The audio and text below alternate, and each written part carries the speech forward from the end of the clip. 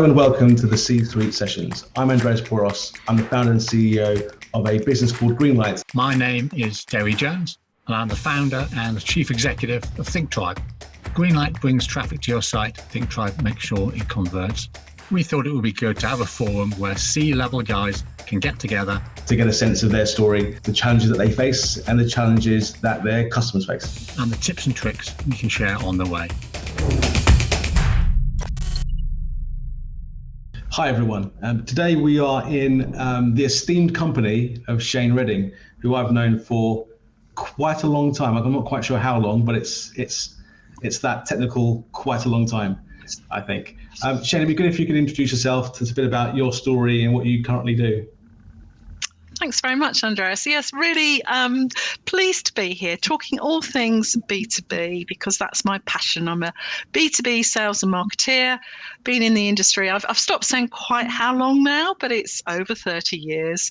I really enjoy what I do. I love what I do with a passion because it's always changing, always learning new stuff. But my day job is I'm a consultant, work with very large organizations around the world, mainly on transforming their marketing strategy. Then I do quite a lot of teaching and training as well, again on all B2B marketing topics. And for fun, I've got 4 non-executive directorships to keep me sane because I love the fast growth businesses too. Yeah, I mean, you've been in this for far longer than me, but I think even I can remember, because you mentioned how things have changed quite a lot. Even I can remember a time when B2B businesses were considered to be way behind their B2C counterparts. And that's massively shifted. And there's potentially an argument to be made, and I could make that argument, that a lot of my own B2B clients are now more advanced. They're now B2C customers in terms of their understanding of data, particularly, and logistics and all that kind of stuff behind the curtain, I guess. What's your thinking, Shane, in terms of where those two different disciplines kind of sit these days? I think it's really interesting. I'd challenge you actually, Andres, because I think it's a bit of a fallacy that we B2B marketers, we've always felt a little in the shadow, but it's not true. Actually, if I think back to where I started my career, I worked for a data-driven organization that had a database of 1 million academics and libraries worldwide. We were doing highly segmented, targeted direct marketing. Okay, it was direct mail. Okay, we were renting time on a Rank Hoovis McDougall computer. I'm going to sound ancient now. I don't want to tell you anymore. Labels were being printed. But actually, we've always had that understanding of the importance of data and segments and persona in the workplace and how buying decisions are made. So I always feel in that element, we've been on the front foot. And oh boy, are you right now that we are accelerated away and got amazing sources of data. I was spent this morning talking to a client about intent data, the ability to understand what people are looking for, where they are in their buying journey, even down to what install base they run and what software they have on their machines in their organization. Hugely powerful information used well for marketers. I think some of my experience, I think, is coloured by in the early days in our agency. You'd find that particularly when in the building of websites, you'd have this thing where you'd hear it from B2B marketers almost, where it doesn't really matter about so much about the user experience or what it looks like. It's B2B. So I think that's certainly changed. Because I do recall a time where only our B2C clients really cared that much about how beautiful things looked or the kind of the flow. Whereas the B2B was like, well, it's just B2B people. And then obviously everyone realized that, whether it's B2B or B2C, it's still people that have to be taken through a process and you have to engender trust with everybody. I think what has changed, and reflecting back on this, is the shift of power within B2B organizations, I think, is at a massive tipping point. To your point, websites were brochureware. They were somewhere you landed to find out a bit about the company. They were a proof point. They were not really seen as part of the buying journey, whereas that's now completely changed. And the reason is that traditionally we've sold in B2B through salespeople, extremely expert consultative selling. We're told in B2B marketing, our job is to create demand to be closed and fulfilled by sales. I think those days have gone. It's going to be a shock for the sales profession.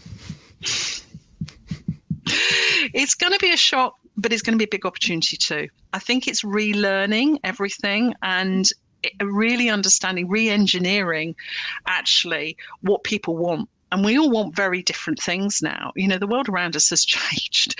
And in some cases, to your point, Andreas, I do agree with you, actually. We haven't kept up. You know, consumer websites far better in terms of experience, just what they can do. We can transact on them. In B2B, there are very, very few sites, as Derry and I were talking about earlier, that you can actually transact on. Why? I don't think it's because it's impossible to do so. If we reimagine the buying process, if we reimagine you can sell, you know, a highly expensive tractor, which is what John Deere do on their website now, you can customize your tractor. How brilliant is that? Right. Then why can't you sell anything? So is it largely because the legacy is that you have these big sales teams, and making that transformation means that you're affecting people's jobs and existing structures, and there'll be hostility to change quite naturally because it affects people's lives? Are we at that point where progress means that certain things might have to be broken and rebuilt, and that's difficult to kind of think about and to into action?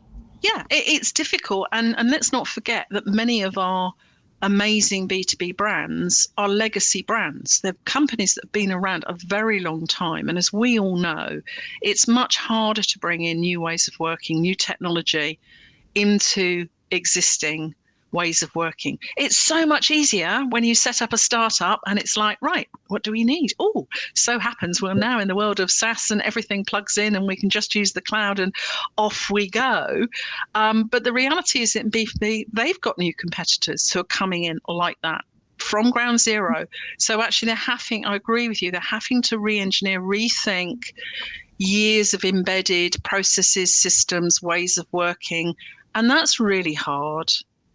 Because it's not an issue of budget, because if I look at my own B2B customers, they have significant budget for all these things.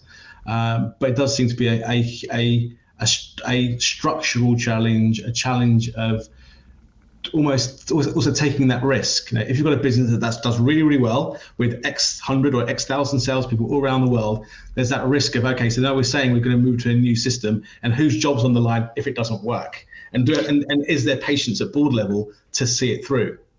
Yeah, I think what I've seen is having been involved in lots of marketing transformation, you know, moving initially CRM and then it became marketing automation. And there's a lot of digital transformation that's happened in our world. What I've seen is an understanding actually that, you know, the big bang approach, massive transformation projects, they can work, but they're also pretty much doomed to failure. The good news is there's much better understanding now at board level of a more agile, and I don't just mean in the IT, very formal sense of agile working, but the way of test, learn, redo, and start small is actually really, in the last year particularly, has come in as a way of, well, we know we wanted to do this. We just got to get on and do it. Let's do it. Let's try it. Let's pilot it. And so we're seeing those changes coming in much faster and showing that revenue stream. Quite right, Andreas, that, you know, you need to prove that it works, and you won't necessarily get it right first time. No. So in that respect, is the pandemic, it's difficult speaking about it in these terms, but has the pandemic been a net positive for B2B as a discipline? I've just finished interviewing a group of CMOs, B2B CMOs, global CMOs. They all said, and it's awful to talk about this, but COVID winners and losers, marketing, B2B marketing has been a winner. Why? We've won more budget to communicate. Interesting enough, marketing has been very involved with aligning with internal comms, because actually you've got to get your message out to people first about what you're doing and then externally. And interestingly enough, the B2B marketing teams have been helping their colleagues in HR and internal comms do that. So there's a much tighter knitting together, which is great.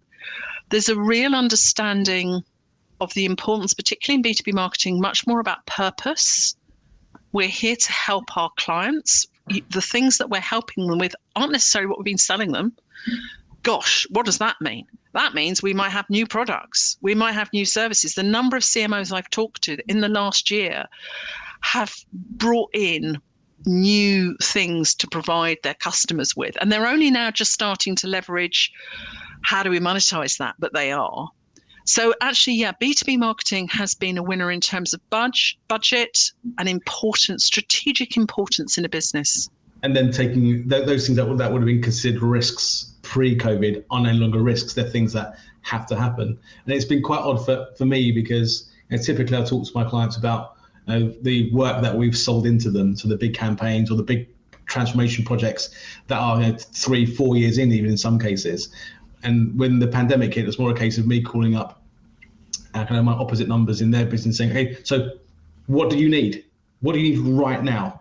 And then having those conversations, and most start with, we're not sure yet. Help us find out what we need right now to kind of write this out. And that's been fascinating, but also in some respects quite liberating for us and for those internal teams, because it's a case of, hey, finally, you've got a blank piece of paper and a magic wand. What do you want to do? So that's been quite interesting in of itself.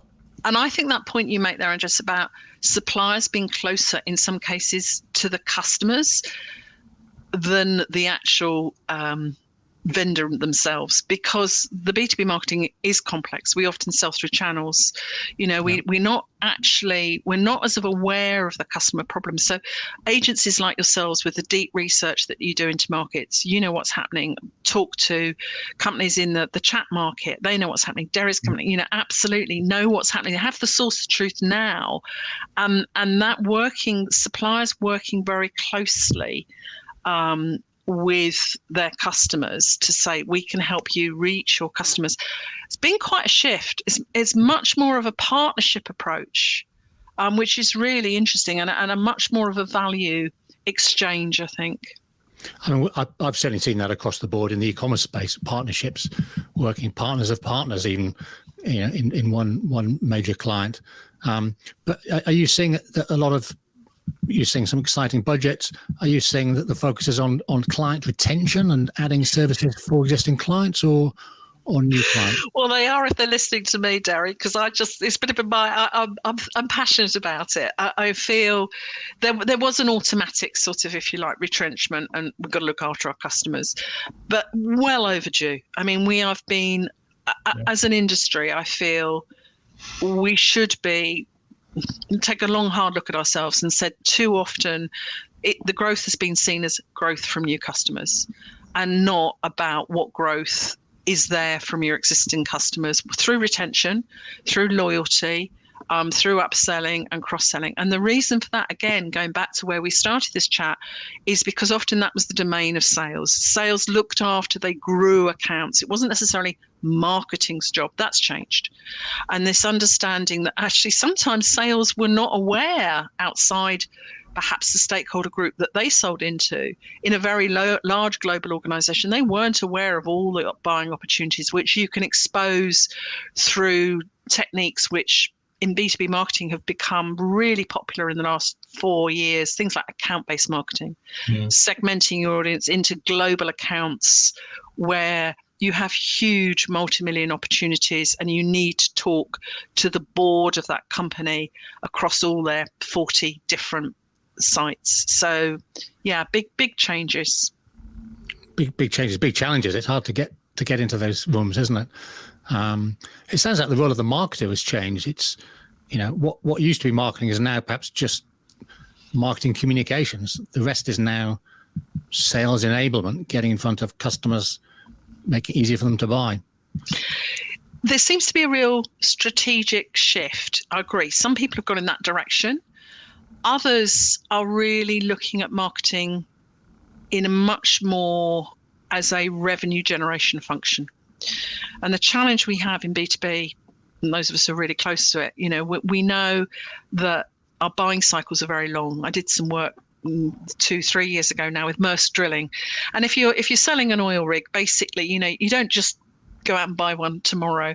It's a 7-year marketing and sales journey. And so trying to join up, we did that amazing campaign to signing that contract is very hard to track the revenue over that length of time. It's one of the challenges we have, but there is a lot more interest now in understanding how you can measure the steps along that journey to be closer to clients, that you're more likely to get that bid. And so I think some are just marketing comms.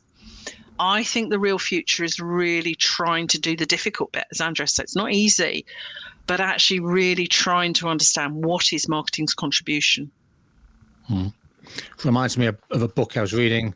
There's a whole business theory called the theory of constraints, which started with logistics and factory management, and it's got connections to lean manufacturing and just in time and so on, but then expanded out into areas like marketing, because customers do want shortened lead times. Even if you're buying an oil rig, you probably don't want to have to wait 7 years. So if you can find a way of delivering it in 5 by communicating better and earlier and having channels, go for it. So there's lots of good happening.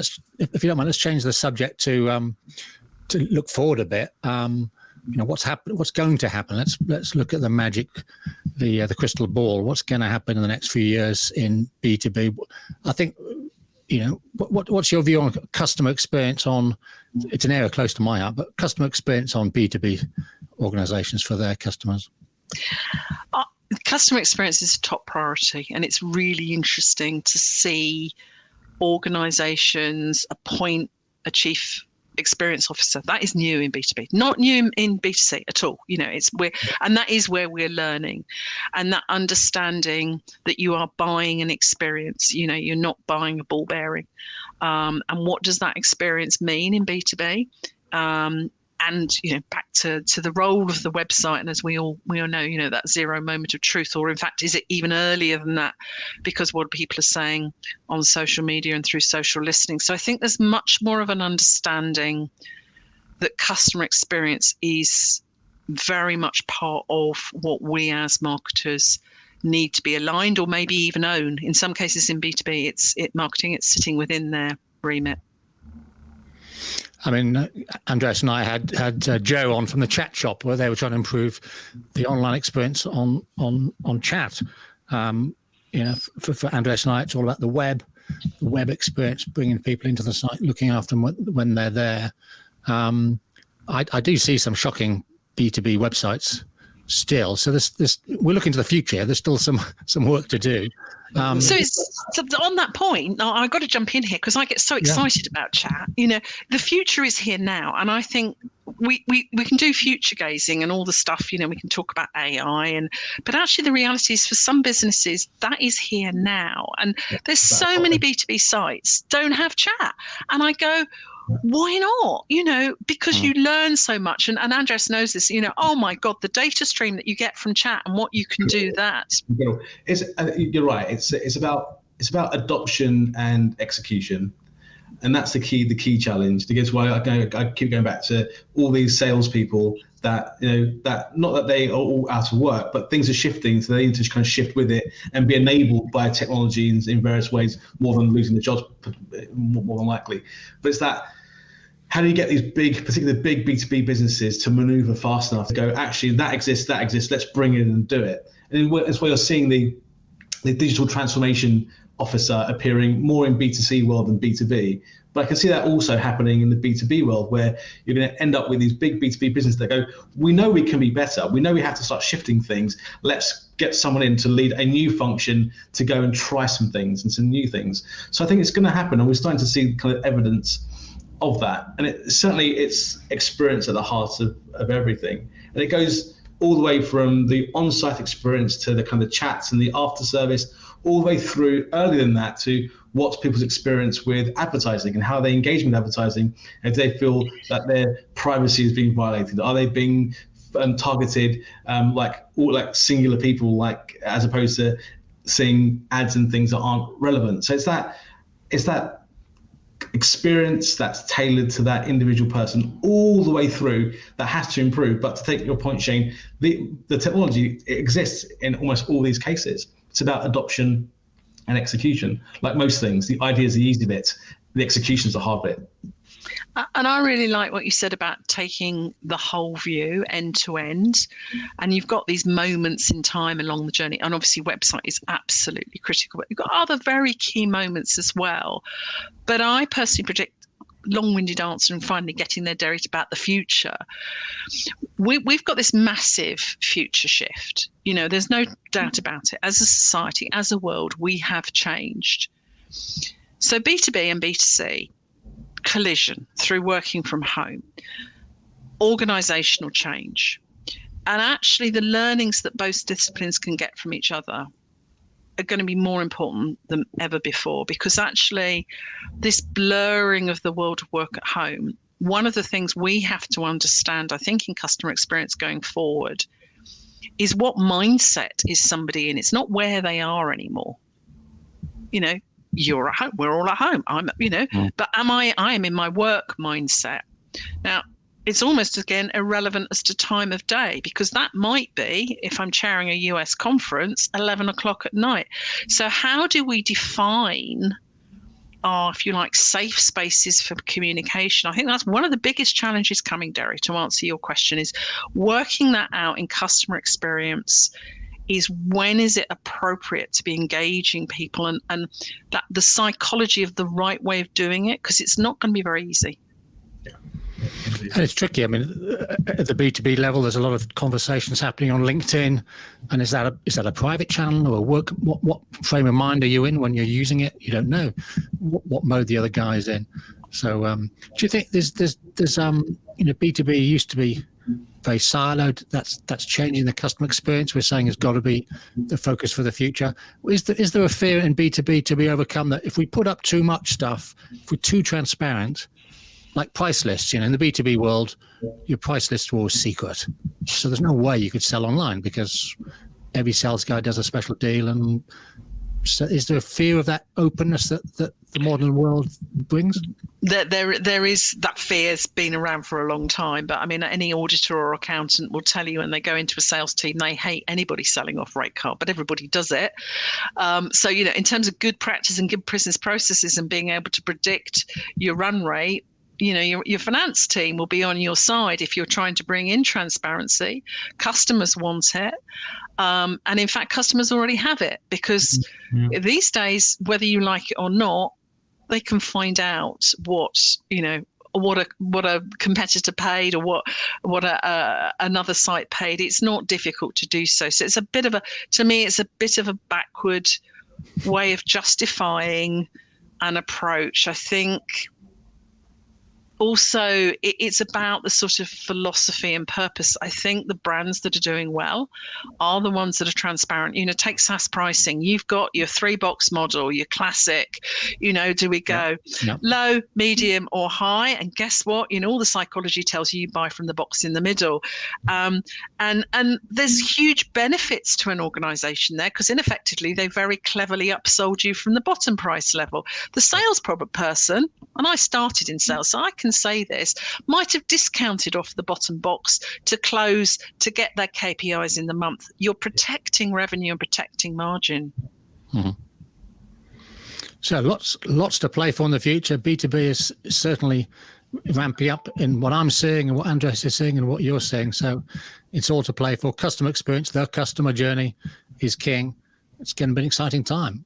Shane, your insight has been really useful. I think it's really exciting. And I think I would say we're going to see, back to Andres, where we started, actually B2B leading the way in some really amazing, groundbreaking, particularly around AI and customer experience. I think we're going to see it in B2B before, and the Internet of Things. We haven't talked about that. That's already impacting B2B marketing and sales.